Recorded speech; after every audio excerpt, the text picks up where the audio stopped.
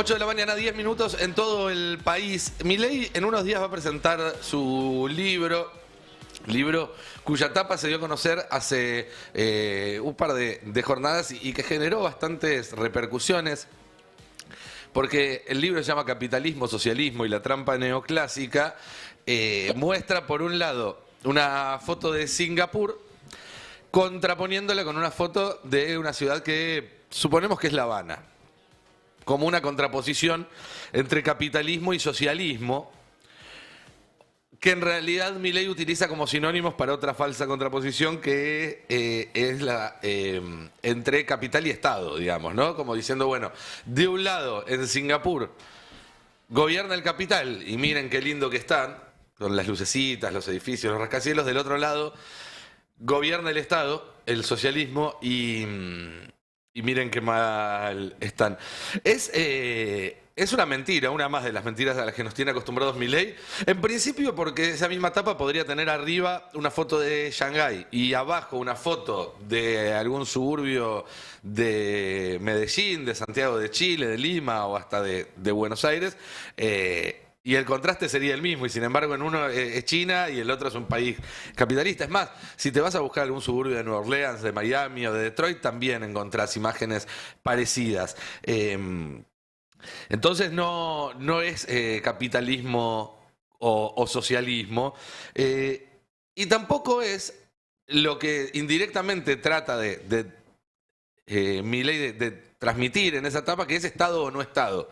¿Sí? El Estado te hace pobre, el no Estado te hace rico. Esto ya se ha dicho bastante en los últimos días, pero cabe repetirlo. Hay pocos países con una mayor participación del Estado en la vida cotidiana de sus habitantes que Singapur, el que ven arriba, el que parece tan lindo para Milei, un país donde hay un régimen de partido único, que ha tenido en las últimas décadas solamente 3 presidentes, de los cuales 2 son padre e hijo, que tiene participación del Estado en las empresas de energía, de transporte, de producción de producción o de importación de alimentos, porque no producen en Singapur nada, es una ciudad-estado prácticamente. En vivienda, todos o muchos de esos rascacielos tan hermosos que se ven en la foto son edificios construidos por el Estado para poner en alquiler a los trabajadores, aunque ustedes no lo crean. Entonces, ¿cuál es en realidad el verdadero contraste que se ve en esas dos fotos? Y el verdadero contraste es capital o no capital. En un lugar hay capital, hay dinero invertido, en parte privado, en parte estatal, y con una planificación estatal invertido para el desarrollo de un país. Y en el otro hay un país que no recibe capitales desde hace más de medio siglo, porque es víctima de un bloqueo y por condiciones geopolíticas. Y no es un detalle menor esto, porque creo que todo el marco teórico de Milei se basa en una confusión entre capital y capitalismo. Milei está a favor del capital y considera que el capitalismo es el modo de gobierno en el cual las reglas las pone el capital. Eso en el marco teórico de Milei, que está equivocado, porque no es así, no se trata de eso el capitalismo. Pero en esa visión, todo límite puesto por instituciones a las reglas que impone el capital es socialismo, por eso Milei piensa que todos son socialistas menos él. Y cuando uno hace el ejercicio de reemplazar al capital como centro de las políticas por las personas, empieza a cerrar todo. Si la libertad es la libertad del capital y no de las personas, entonces ahí te empieza a cerrar toda la ideología de Milei. Cuando pone al dinero, al capital, en el centro de su esquema y no a las personas. Por eso Milei no cree en la democracia y por eso también está dedicado a la tarea metódica de destruir el Estado. Algo que él mismo ha dicho, esto no es una hipótesis, no es conspiración. Él mismo dijo que él quería ser presidente para destruir al Estado desde adentro. ¿Por qué? Porque justamente en la cabeza de Milei, Estado y capital son cosas contrapuestas. Y ese es un error gravísimo. Sobre todo porque tanto Estado como capital son dos cuestiones que acompañan a la humanidad desde sus primeros pasos y que siempre estuvieron ahí, y por lo menos hasta donde uno puede mirar en el futuro siempre van a estar. No son contrapuestas en el sentido de que convivieron durante miles y miles de años en distintos formatos, con distintas maneras de administración y de organización, más justas, menos justas, más durables, menos durables, pero siempre estuvieron ahí. Y no entender esto y negar esto implica un error de diagnóstico que nos va a meter en problemas. Pero es algo muy común para Milei y para la gente que piensa alrededor suyo cometer este tipo de errores de diagnóstico. Por ejemplo, ellos piensan que si no hay instituciones que de alguna manera le den un marco regulatorio a las protestas, eso va a hacer que deje de haber protestas.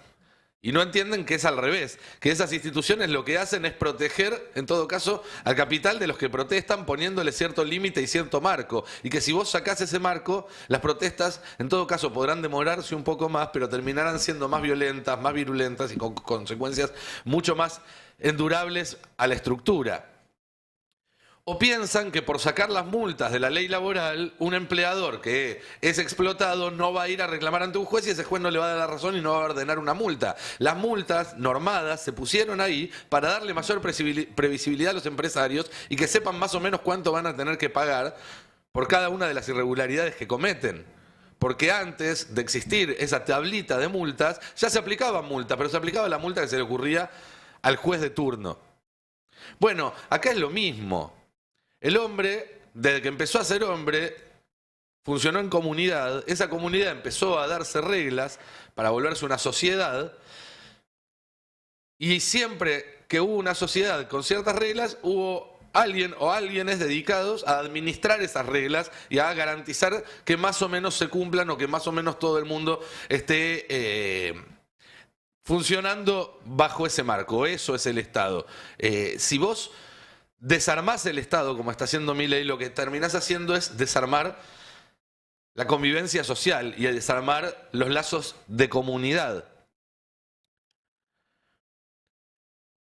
Y voy a algo muy puntual para terminar esta columna, que comenté el otro día cuando escribí el fin de semana en el Destape, y lo comenté en un pase, y a lo mejor lo hablamos acá, pero no tengo miedo de reiterarme porque me parece que es importante y que va al centro de la cuestión.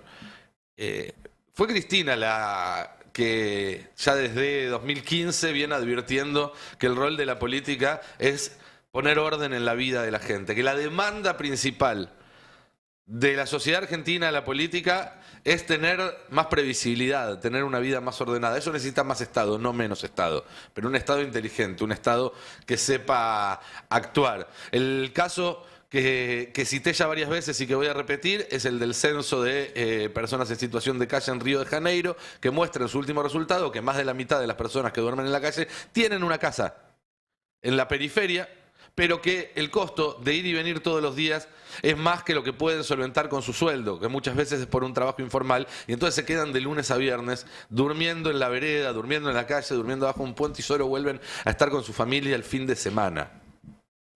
Eso pasa cuando el Estado se retira. No aparece el capital mágicamente para solucionarnos los problemas, sino que lo que pasa es que los problemas se agudizan.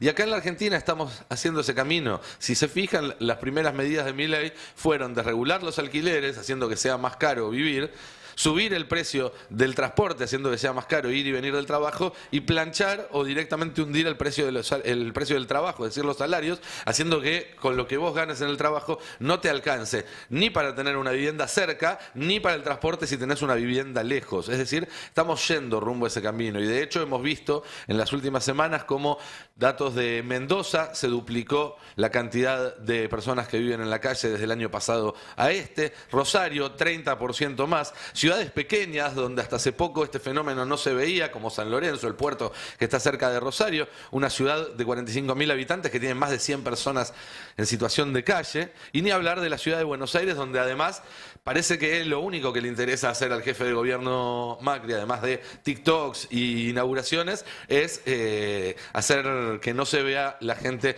que duerme en la calle, sacarles hasta el colchón, porque se ve que para ellos la propiedad privada no corre. Y decirles, bueno, o se van a un parador o se van a otra provincia, como dijo el viceministro de Seguridad, Diego Kravetz, creo. De ahí creo que parte de ese error de confundir capitalismo con capital es donde surge la trampa o el error en el cual está metido Milei.